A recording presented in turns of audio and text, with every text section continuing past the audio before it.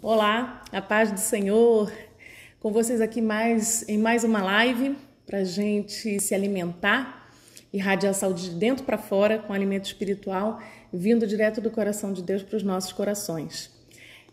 A mensagem de hoje é sobre quem trouxe a tempestade. Muitas vezes a gente vive coisas difíceis na vida, eu não sei o que você pode estar passando no momento ou o que você já passou, e tem situações difíceis, situações em que a gente se encontra e a gente muitas vezes não vê a saída, não sabe o que causou aquilo, não vê perspectiva, não vê luz no fim do túnel e ficamos perdidos. E é uma tempestade, né? É uma tempestade que se instala e muitas vezes nós não sabemos como nos livrar dessa tempestade, como sair desse estado de tormenta em nossas vidas. E essa live ela vem falar justamente sobre isso. Quem trouxe a tempestade? E de repente uma solução, um caminho para você compreender e se livrar dela. Eu volto já, logo depois da vinheta.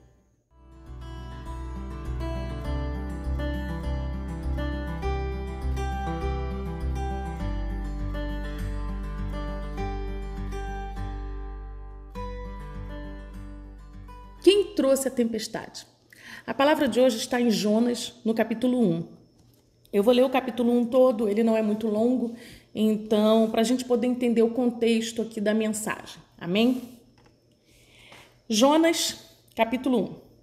E veio a palavra do Senhor a Jonas, filho de Amitai, dizendo: Levanta-te, vai à grande cidade de Nínive e clama contra ela, porque a sua malícia subiu até mim. E Jonas se levantou para fugir de diante da face do Senhor para Tarsis. E descendo a Jope, achou um navio que ia para Tarsis. Pegou, pois, a sua passagem e desceu para dentro dele, para ir com eles para Tarsis, de diante da face do Senhor. Mas o Senhor mandou ao mar um grande vento, e fez-se no mar uma grande tempestade, e o navio estava para quebrar-se. Então temeram os marinheiros e clamava cada um ao seu Deus, e lançavam ao mar as suas fazendas que estavam no navio, para o aliviarem do peso. Jonas, porém, desceu aos lugares do porão e se deitou e dormia um profundo sono. E o mestre do navio chegou-se a ele e disse-lhe: Que tens, dormente? Levanta-te, invoca teu Deus. Talvez assim Deus se lembre de nós, para que não pereçamos. E dizia cada um ao seu companheiro: Vinde e lancemos sorte, para que saibamos por que causa nos sobreveio este mal. E lançaram sorte, e a sorte caiu sobre Jonas.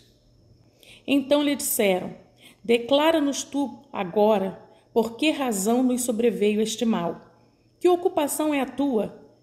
E de onde vens? Qual é a tua terra? E de que teu povo és? E de que povo és tu? E ele lhes disse: Eu sou hebreu e temo ao Senhor, o Deus do céu, que fez o mar e a terra seca. Então estes homens se encheram de grande temor e lhes disseram: Por que fizeste tu isto? Pois sabiam os homens que fugia de diante do Senhor, porque ele o tinha contado. E disseram-lhe: Que te faremos nós para que o mar se acalme? Porque o mar se eleva e engrossava cada vez mais. E ele lhes disse: Levantai-me e lançai-me ao mar, e o mar se aquietará. Porque eu sei que por minha causa vos sobreveio esta grande tempestade. Entretanto, os homens remavam, esforçando-se por lançar a terra, mas não podiam, porquanto o mar se ia embravecendo cada vez mais contra eles. Então clamaram ao Senhor e disseram: Senhor, nós te rogamos, não pereçamos por causa da vida deste homem, e não ponhas sobre nós o sangue inocente, porque tu, Senhor, fizeste como te aprouve. E levantaram Jonas e o lançaram ao mar, e cessou o mar da sua fúria. Temeram, pois, estes homens ao Senhor com grande temor, e ofereceram sacrifícios ao Senhor, e fizeram um voto.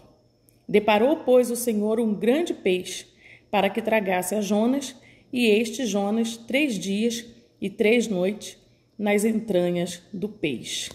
Esteve Jonas 3 dias e 3 noites nas entranhas do peixe. Amém? Que o Senhor possa ministrar essa palavra aos nossos corações, que essa palavra venha dar fruto a quem quer que ouvir, né? A quem essa palavra alcançar, que ela frutifique e que ela dê entendimento e sabedoria aos corações. Amém? Então, Jonas aqui foi lançado ao mar para a tempestade se acalmar. Porque toda aquela tempestade, tudo que estava acontecendo ali, era por causa de Jonas. E muitas vezes é assim. Nós estamos no meio de uma tempestade, no meio de problemas, podem ser emocionais, profissionais, financeiros, familiares, de relacionamentos amorosos. E muitas vezes não temos a saída, não vemos a saída. Não entendemos o porquê da tempestade ou a causa dela. E quando a gente não entende isso, a gente não sai da tempestade. Porque é necessário uma compreensão para que aquele problema seja solucionado. Não há como solucionar uma questão se você não sabe do que se trata. Então é necessário ter consciência. E nesse momento aqui, esses homens tiveram a consciência de qual era o problema e por causa de quem era aquela tempestade. E aí, no momento em que eles tiveram a consciência, eles conseguiram resolver o problema e a tempestade cessou. E é justamente sobre isso que eu quero falar. É justamente isso que eu quero trazer aqui. Quem é responsável pela tempestade na qual você se encontra nesse momento? Precisa saber. Se você quer se livrar, se você quer que o mar se acalme, é necessário ter esse entendimento. Eu, no outro dia, estava com uma irmã aqui, recebi em oração, né? Antes da pandemia, eu me reunia com algumas irmãs aqui em casa, eu tinha cultos semanais para mulheres aqui. E uma vez uma irmã veio e a gente orando e Deus ministrando a palavra. E ela chegou muito aflita, chorando muito. E assim, totalmente abalada, totalmente desestruturada, sem enxergar a luz no fim do túnel. E ela falou para mim: Angélica, eu não aguento mais, né? Eu não aguento mais, eu estou numa tempestade. E eu orei e busquei ao Senhor. E agora eu sei o que eu tenho que fazer para resolver a minha tempestade, para cessar a tempestade, né? Deus me deu a palavra de Jonas. E eu vi que eu preciso jogar para fora do barco aquele que está causando a tempestade. E aí eu perguntei: quem é que está causando a tempestade? Ela é o meu marido, né? O meu marido está causando tempestade. Tudo isso que eu tenho vivido, tudo isso que eu tenho passado, toda essa tormenta durante anos é por causa dele, né? Então eu entendo que é para eu me separar, é para eu largar ele, né, jogar ele para fora do barco, e essa tempestade vai acalmar e essa tempestade vai sumir da minha vida. E depois dela desabafar, chorar, falar tudo, né, o que estava no coração dela, eu olhei para a palavra e olhei para ela e eu fiz uma pergunta: quem é cristão na sua casa? É você ou o seu marido? Aí ela: sou eu. Aí o seu marido não é convertido, né? Você é convertida desde menina, cresceu num lar evangélico, né? Mas ele não. Aí ela: sim, ele não. Aí eu falei: olha, eu não sei o que você omitiu, o que você não quer contar, e nem precisa se não quiser, fica à vontade. Mas não é bem assim a palavra do Senhor, não é essa interpretação que você está tendo. Nós temos que interpretar a palavra do Senhor segundo a palavra do Senhor, não segundo aquilo que a gente quer, ou aquilo que vai satisfazer ou vai dar um álibi para uma decisão que a gente quer tomar. E a palavra do Senhor nos adverte que quem era aqui o hebreu? Quem era aqui o servo? Se você vê aqui no verso que eles começam a clamar o Deus deles, né? Os homens no navio, eles começam a clamar o Deus deles, um Deus com D minúsculo, né? E o Deus de Jonas é um D com D maiúsculo, porque é o Deus criador dos céus e da terra, de todo o universo, Deus de Abraão, Isaac e Jacó. Ele é um hebreu.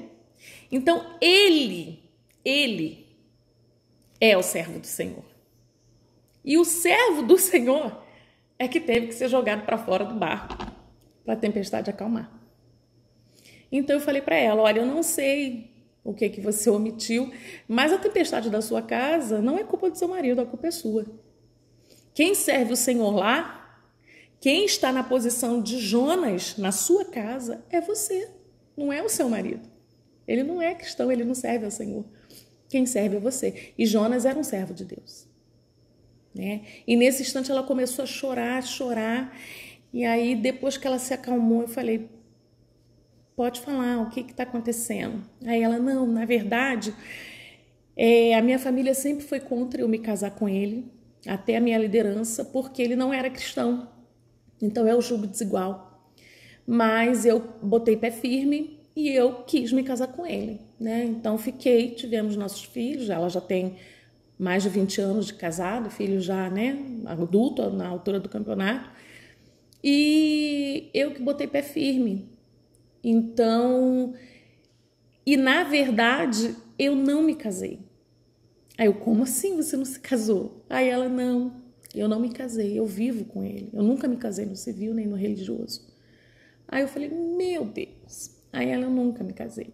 Aí eu, sua igreja sabe disso, seu pastor, sua liderança sabe disso? Aí ela, não. Aí eu, ninguém sabe. Ela, ninguém sabe, só a minha família, só os meus pais, só a minha família. Aí eu falei, olha, você está num pecado terrível, né? Primeiro, o pecado de estar vivendo com um homem sem estar casada, né?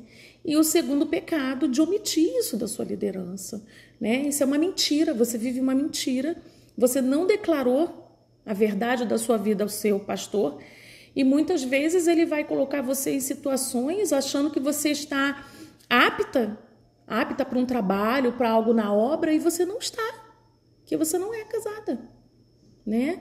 Então, você está em pecados graves, muito sérios, né? Eu sei que não tem, gente, não tem pecadinho grande, não tem pecadinho pequeno, não tem pecado, mas há pecados, né, que são gravíssimos.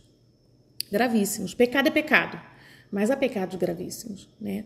E ela estava num pecado gravíssimo, 2 pecados gravíssimos, né? O da mentira e o da fornicação, né? Porque ela não era casada. Então, eu falei para ela, olha, você quer resolver o problema? Você quer que a tempestade acabe? Se casa ontem. Você se casa ontem. A solução para você não é o divórcio. A solução é regularizar, né, o seu casamento. Porque, embora não seja casada no civil nem no religioso, seu casamento é um fato, ele já aconteceu, né? Ele é um fato, você tem filhos, você está há 20 anos com ele é seu marido. Você só precisa o quê? Isso tem que estar ligado, né, na terra para estar ligado no céu, o que está ligado no céu está ligado na terra. Então você tem que fazer o que é correto fazer. Então você tem que se casar. Você quer que acabe a tempestade? Então se casa para ontem. Né? E ali eu orei com ela e ministrei a palavra e Deus falou e ela, né, se abriu. E aí, mais para frente, né, ela foi compreendendo e ali ela começou a pregar para o marido, né, a ter mais paciência, né, e começou a ministrar mais a palavra para ele, entendendo que a solução não era o divórcio, pelo contrário, era o casamento. Se ela queria que Deus alcançasse ele, o que a palavra fala? Né? Que o marido seja ganho pela esposa sem palavras. Então, como é que ela quer alcançar o marido se ela mesma, não está cumprindo, ela não está vivendo a palavra de Deus, ela não se casou? Se ela não está vivendo a palavra de Deus, com que autoridade ela vai cobrar do marido que ele viva? Né? Então, primeiro nós, tira a trave dos nossos olhos, para depois a gente ir lá e ajudar o próximo, o irmão. Então eu falei para ela, casa para ontem, né? E muitas vezes o que levou também a solução de joga ele para fora do barco. O problema é ele, joga ele para fora do barco e eu me livro. A falta de misericórdia, né? Então se você for em Jonas 2:8, vamos dar uma olhada aqui. Olha o que diz Jonas 2:8. Os que observam as vaidades vãs deixam a sua própria misericórdia. Não havia misericórdia ali no coração dela. E não havia por quê? Ela sempre aprendeu a palavra muito por livros. na denominação dela, né, na igreja que ela frequenta, eles aprendem muito a palavra por livros. Pouco abrem realmente a Bíblia e leem. Então, a palavra chega até eles sempre com uma interpretação de algum autor, de algum livro. Então, há muita leitura de livros que falam sobre a palavra, que relatam textos bíblicos e com opiniões dos autores. Então, o que acontece? Você começa a se alimentar não da fonte primária, mas daquilo que já foi o quê? Mastigado, né? E está sendo dado para você. E aí, o que acontece? Nesse meio aí, pode haver muita inversão, pode haver muito entendimento que não é exatamente o que a palavra fala. Como uma vez, essa própria pessoa, conversando comigo, disse que o marido estava salvo. E eu falei, como teu marido está salvo se ele não... Como é que ele está salvo se ele não aceitou Jesus? Ele não tem Jesus como salvador dele. Para você ser salvo, você tem que reconhecer que Jesus salva, né? Então, ele não reconheceu. Então, como é que ele quer ser salvo por Jesus se ele não serve a Jesus, né? Então, aí ela, não, mas está na palavra. Se creres, serás salvo tu e tua casa. Olha só isso, né? E aí eu falei para ela, não, então vamos fazer o seguinte, vamos lá, vamos ler todo o contexto, da onde está esse versículo, e aí você vai entender que não é bem isso não, né? E aí nós lemos todo o contexto, ela leu e depois ela ligou para mim, Angélica, verdade, não é isso. Aí eu, não é isso. Mas por que ela não tinha entendido o contexto, né? Ela não entendeu o que esse versículo estava realmente dizendo. Porque ela lê por livros, ela não lê a Bíblia. Ela aprende a Bíblia através de livros. E muitas vezes esses livros pegam versículos isolados e transformam em doutrina. E aí você aprende uma doutrina que não é bíblica, não está aqui, não é isso que a Bíblia está falando. E quando você começa a comer engano, você começa a viver engano. E quando você começa a viver engano, você se afasta de Deus porque você já não está vivendo aquilo que Deus colocou para você viver. Então você começa a se afastar de Deus e nem percebe. Você acha que está ali vivendo, né? Está lendo a palavra, está lendo, né, os livros, está lendo tudo e que tem entendimento de Deus e que conhece Deus e que está vivendo aquilo tudo ali direitinho, mas está vivendo o quê? Coisa errada. E aí, se você está afastada de Deus, a misericórdia, quem nos dá misericórdia? Quem coloca isso? As coisas boas procedem de quem? Do Pai, né? O próprio Jesus fala, bom é o Pai. Então, a gente, se nós temos misericórdia, é porque estamos atrelados, ligados na videira. E essa videira nos concede ter misericórdia. A misericórdia vem de Deus. A compaixão vem de Deus, o amor vem de Deus, vem tudo de Deus. Né? Então, como ela estava afastada, então cadê a misericórdia? Então é mais fácil eu sofrer, eu me vitimizar, do que ver a situação do outro que é muito pior. Ele não tem Jesus. Não tem Jesus, ele não tem Cristo na vida dele. Né? Então eu vou ter misericórdia e vou pregar. E vou pregar para ele. Não vou ter misericórdia. Eu boto logo para fora do barco, pronto. Né? E não é assim. Então, a misericórdia depende do quê? De uma experiência com Deus, depende de você viver ao lado de Deus para Ele te dar misericórdia.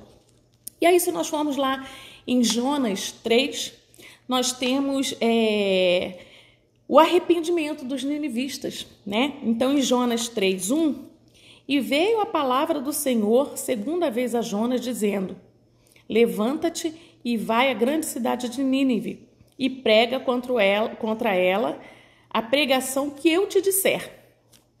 E aí, se nós formos lá, a partir do 5 aqui. E os homens de Nínive, 3, Jonas 3, a partir do 5. E os homens de Nínive creram em Deus e proclamaram um jejum. E vestiram-se de saco, desde o maior até o menor. Porque esta palavra chegou ao rei de Nínive. E levantou-se do seu trono e tirou de si os seus vestidos e cobriu-se de saco. E assentou-se sobre cinza. E fez uma proclamação que se divulgou em Nínive, por mandado do rei e dos seus grandes, dizendo, nem homens, nem animais, nem bois, nem ovelhas provem coisa alguma, nem lhes dê pasto, nem bebam água. No 8. Mas os homens e os animais estarão cobertos de sacos e clamarão fortemente a Deus e se converterão cada um do seu mau caminho e da violência que há nas suas mãos. Quem sabe se voltará a Deus e se arrependerá e se apartará do furor da sua ira, de sorte que não pereçamos. E Deus viu as obras deles, como se converteram do seu mau caminho, e Deus se arrependeu do mal que tinha dito lhes faria, e não o fez. Olha que coisa tremenda, né? Então Jonas foi lá, pregou, e esse povo se arrependeu, né? Então, muitas vezes, a pessoa acha que a solução é mais fácil jogar para fora do barco. Mas, às vezes, a solução é pregar a palavra de Deus. Você quer a solução? Prega a palavra de Deus, porque Deus tem poder para converter os corações. Deus tem poder, né, para constranger o homem. E esse homem se arrepende. Aqui foi uma nação que se arrependeu, né? Um rei declarou isso. E aí o que acontece? No 4, em Jonas 4, vamos ler aqui o que fala Jonas 4, para a gente continuar o assunto. Mas desgostou-se Jonas extremamente disso e ficou todo ressentido.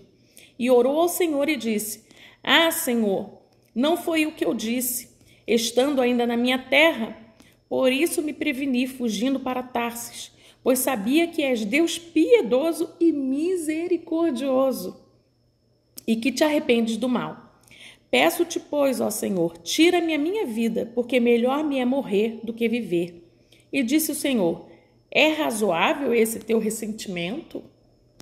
Então Jonas saiu da cidade e assentou-se ao oriente da cidade.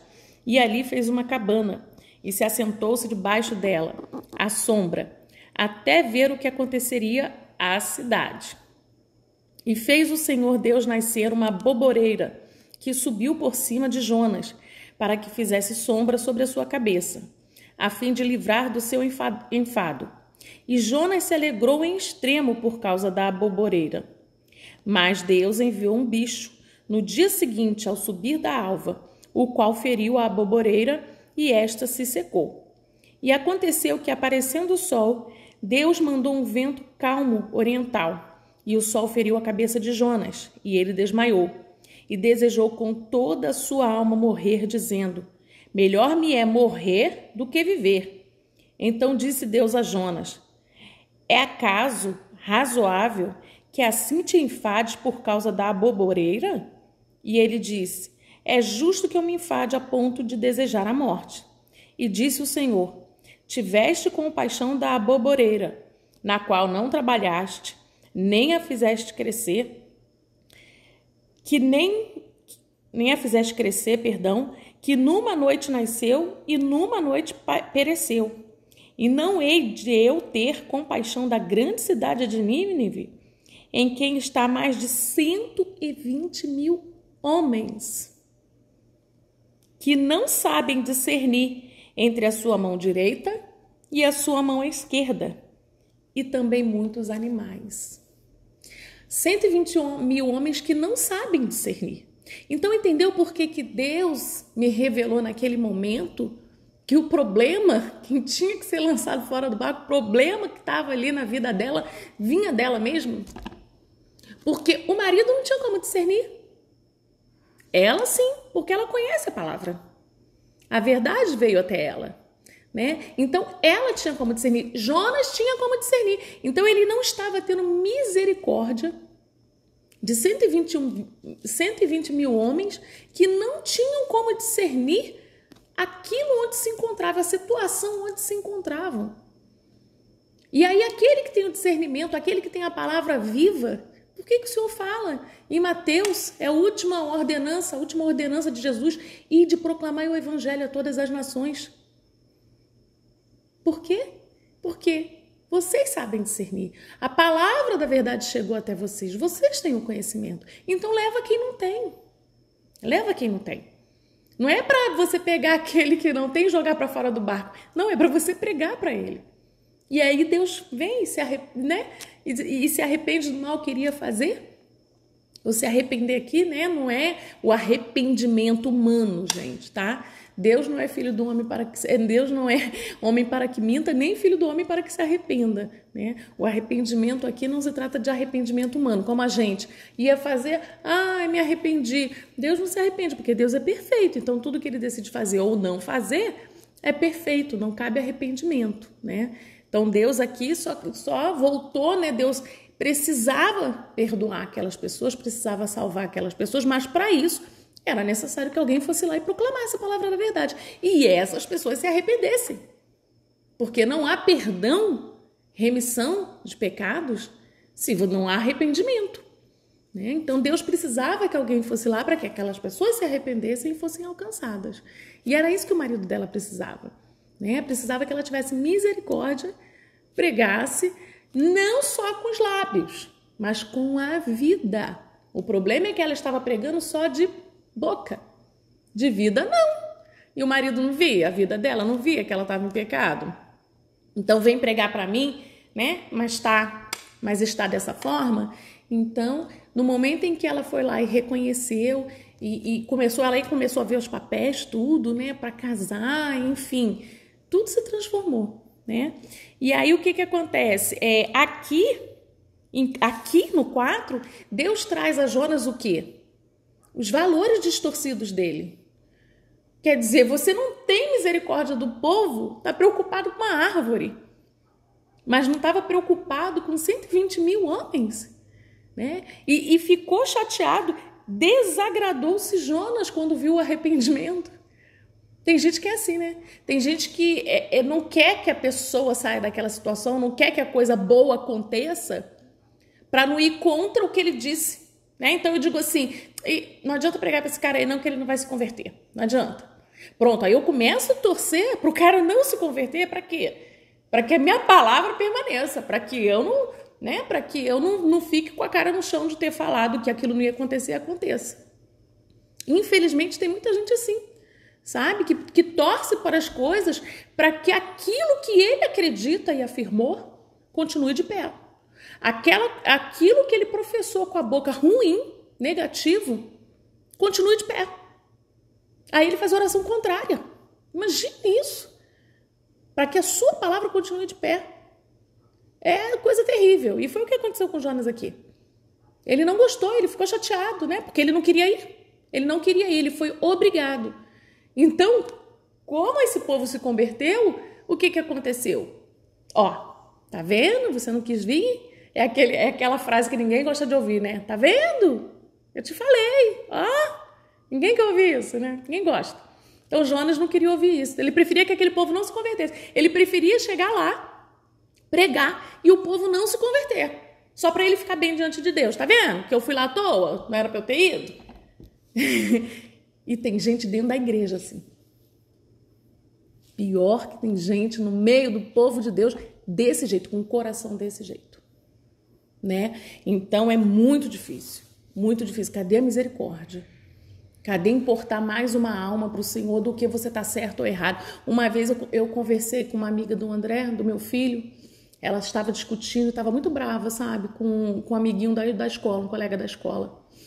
E eles se davam muito bem, eles estavam se desentendendo.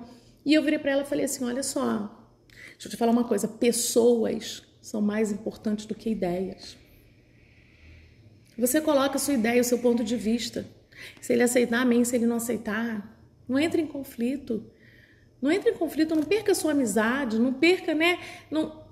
Porque você quer fazer com que a pessoa aceite aquilo que você falou ou aquela opinião que você tem.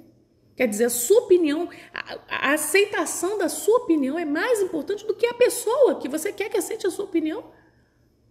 Então, pessoas são mais importantes do que ideias, né? Se eu tiver que parar, tá? Não tento convencer mais ninguém na minha ideia e preservar a amizade, eu preservo, né? Eu tô falando de ideias, porque em relação ao espiritual, quem convence o homem do pecado e do juízo, né, e da justiça é Deus. Nós só proclamamos a palavra, só proclamamos.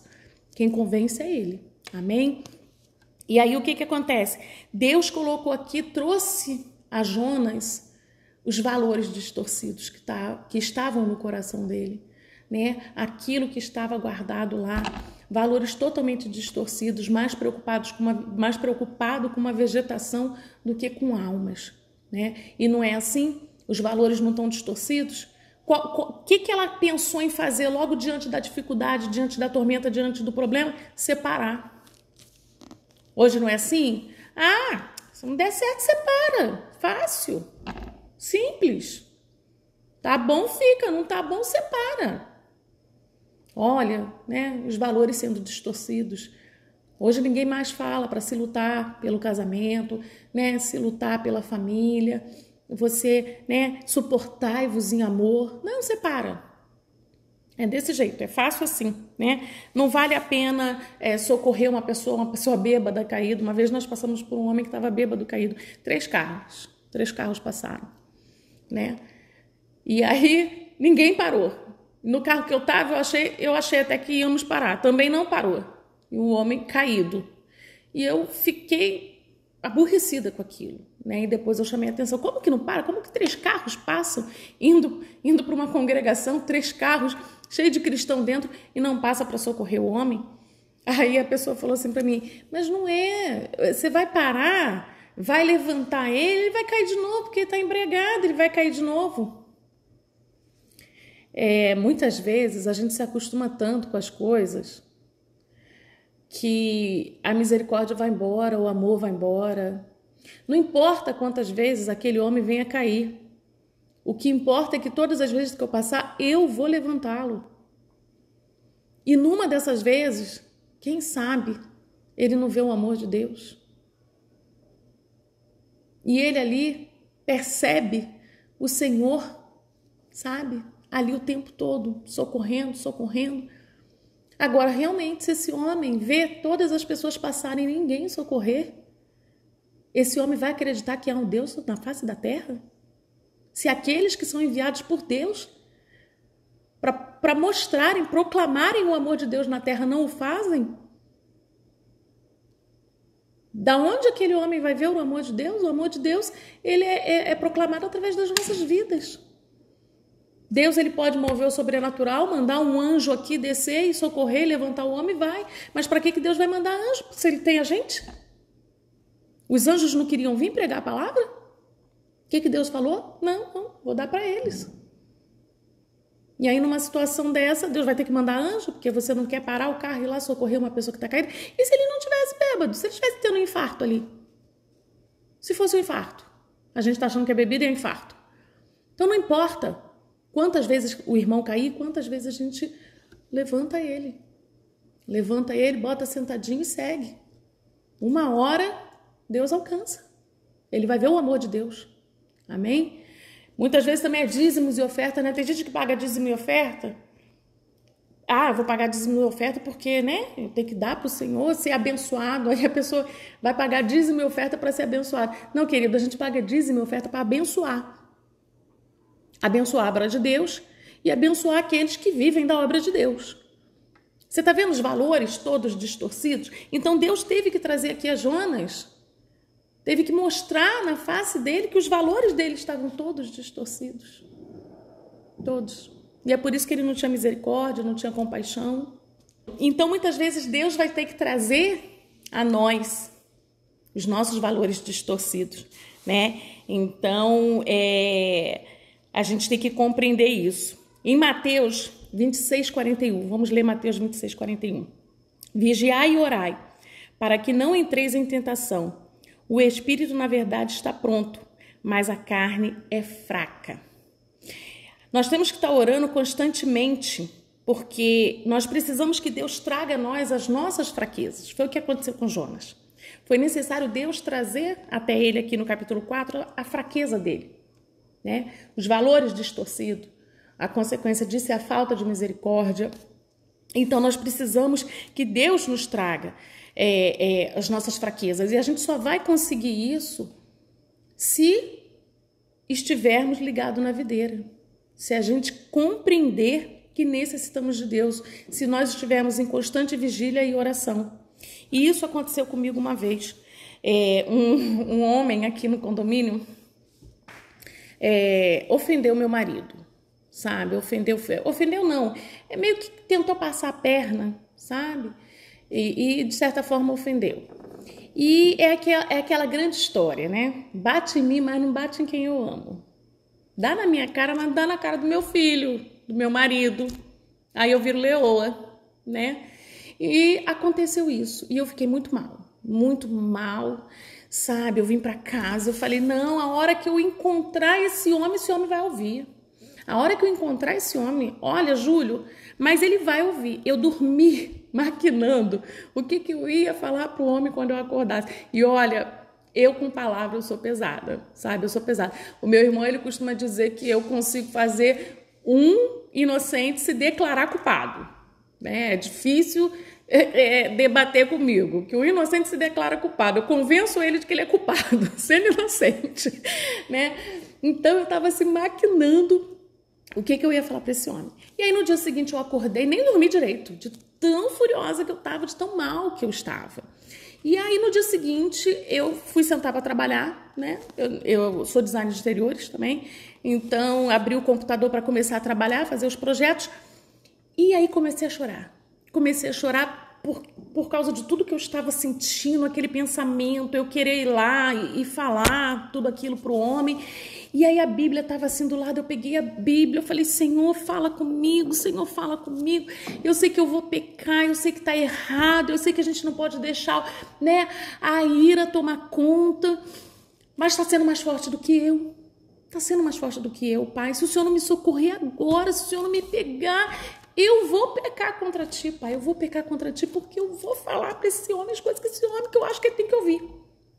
E aí o Senhor falou, abre a Bíblia, abre a minha palavra, abre no Salmos 39.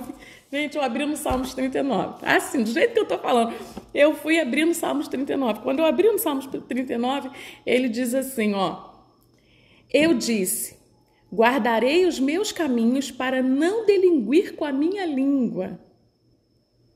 Enfrearei a minha boca enquanto o ímpio estiver diante de mim.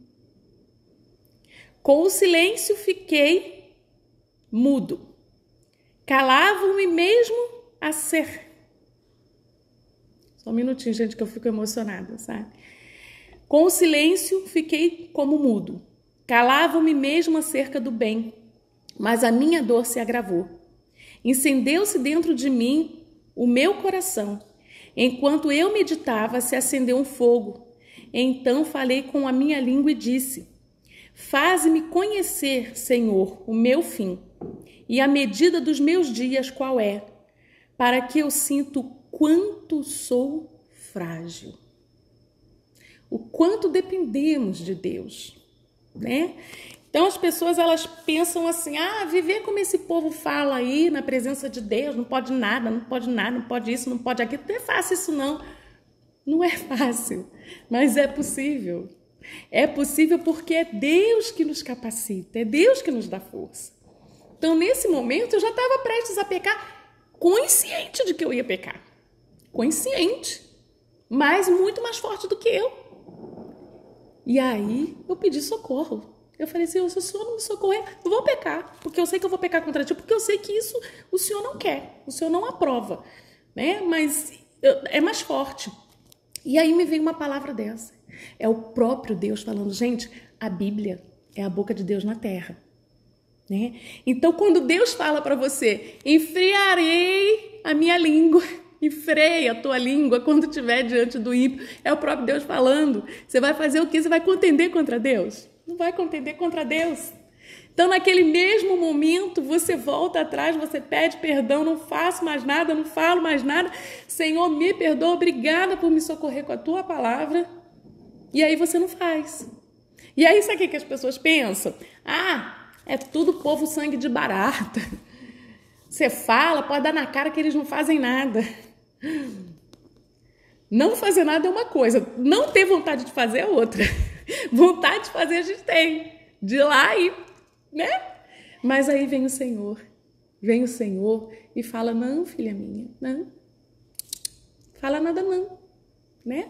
Fica quietinho. Freia a língua quando estiver diante do ímpio. Sabe por quê? Aí se a gente for lá, o que o Senhor fala? No 4:11 de Jonas. E não hei eu de ter compaixão da grande cidade de Nínive, em quem não estão 120.000 homens que não sabem discernir entre a sua mão direita e a sua mão esquerda, e também muitos animais. Você vai lá bater boca com uma pessoa que não sabe discernir entre mão direita e mão esquerda? Essa pessoa não precisa ouvir de você de desaforo, ela precisa ouvir de você que Jesus a ama, que Jesus a quer salvar. Ela precisa de uma pregação dessa como Nínive para ser alcançada. E não da minha ira. Não é a minha ira que vai resolver o problema da falta de discernimento dessa pessoa. Mas é a palavra de Deus proclamada com amor que vai alcançar o coração dela. E como, 120.000 homens, uma cidade inteira, até o rei, se converteu. Com a pregação de um homem que foi lançado da boca de um peixe e que não queria ir lá pregar. Né? Então, é Deus, é poder de Deus. Vamos em Jonas 2, que eu quero falar do clamor, né? Porque aí quando eu conversei com essa minha amiga e falei, joga ele para fora não, deixa ele no barco, casa, e você vai ver que tudo vai mudar, né? Ela se arrependeu, e aí nós temos aqui o clamor de Jonas, em Jonas 2:1, vamos lá. Jonas 2:1. E orou Jonas ao Senhor, seu Deus, das entranhas do peixe. E disse, na minha angústia clamei ao Senhor, e ele me respondeu do seu ventre. Perdão, gente, vou ler de novo, peraí. E orou Jonas ao Senhor, seu Deus, das entranhas do peixe.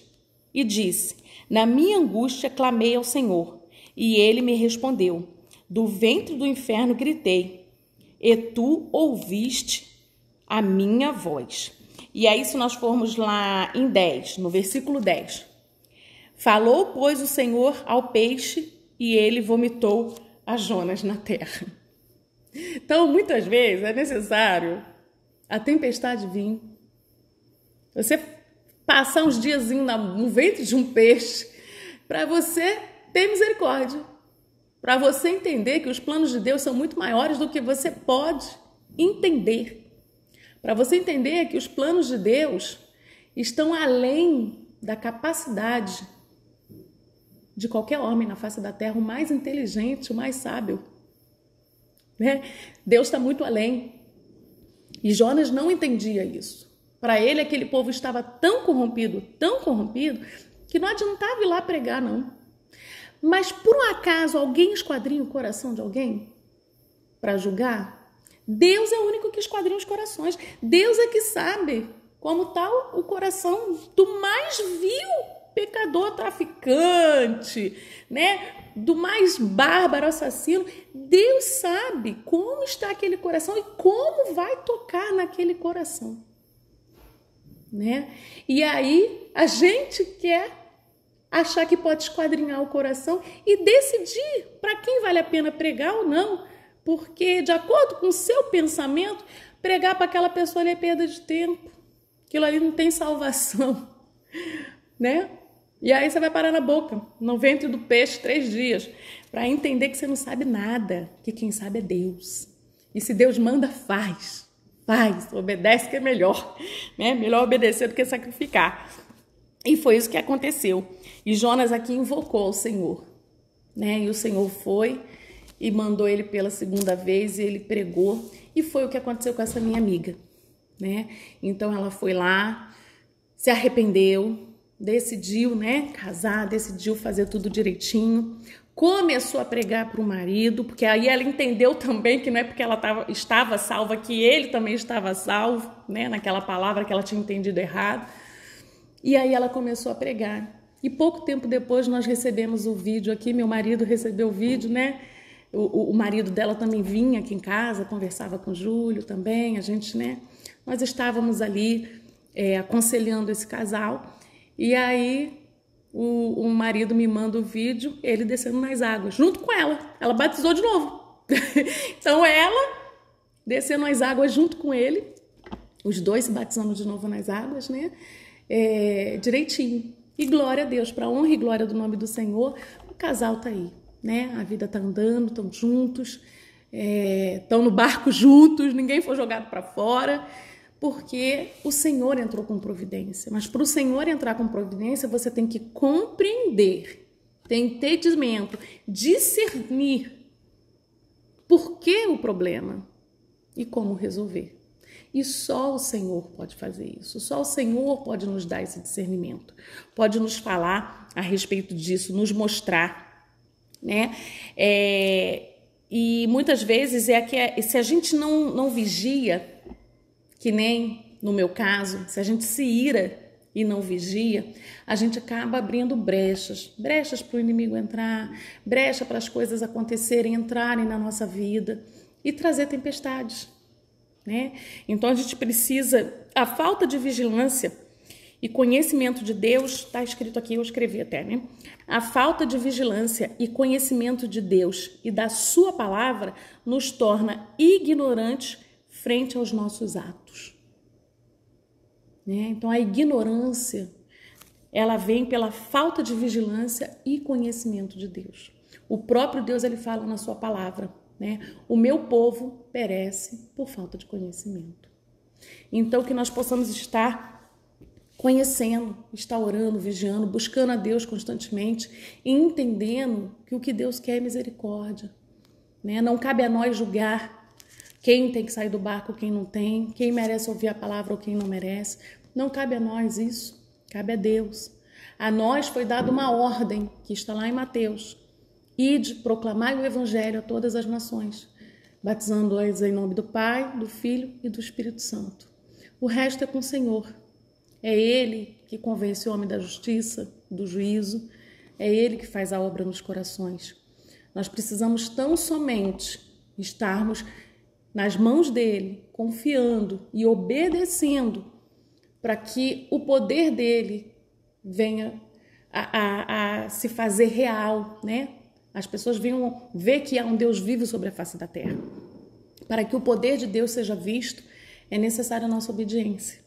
Se Jonas não tivesse obedecido, se Jonas não tivesse ido nessa cidade, o poder de Deus não teria sido visto, né? Ninguém teria se convertido naquela cidade, porque a palavra da salvação não teria chegado. E hoje nós não estaríamos lendo essa história tremenda de poder de Deus, de fazer, né, um rei declarar jejum a toda uma nação de 120 mil homens para pedir perdão a Deus, para se consertar com o Senhor, né? Então, que a gente possa compreender que muitas vezes as tempestades que a gente está vivendo, a causa não é do outro. O problema não está no outro.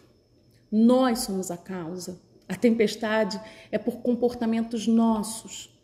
Nós sempre queremos delegar ao outro aquilo que cabe a nós. Não foi assim que Adão fez. Adão foi lá e comeu uma maçã. E quando Deus veio inquiri-lo, o que ele falou? Foi a mulher que tu me deste. Olha ele aí. Eles foram expulsos do paraíso não foi porque Eva comeu a maçã.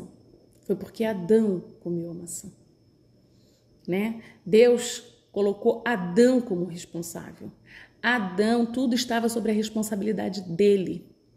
Então, se ele não tivesse comido a maçã, provavelmente ou Eva teria se arrependido, porque ele ia mostrar com a vida dele que ela estava errada.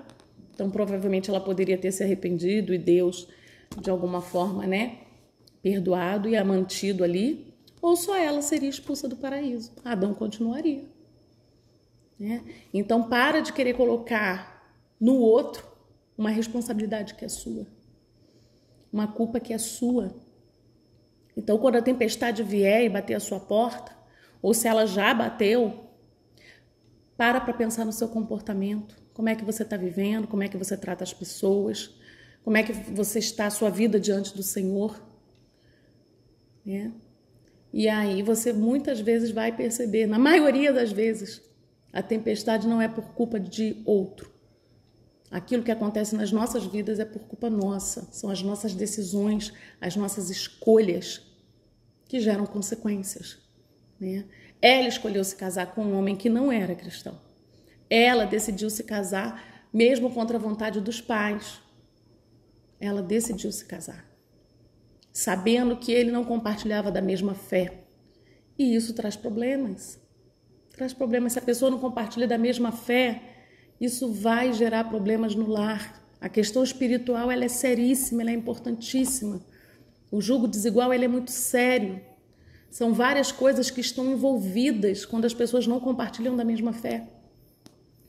E aí, além de estar com um homem que não compartilhava da mesma fé, ela não se casou de verdade, né? Quer dizer, Deus fala, largai, né, o homem e será uma carne só com a sua esposa, casados, nas leis dos homens e de Deus, né?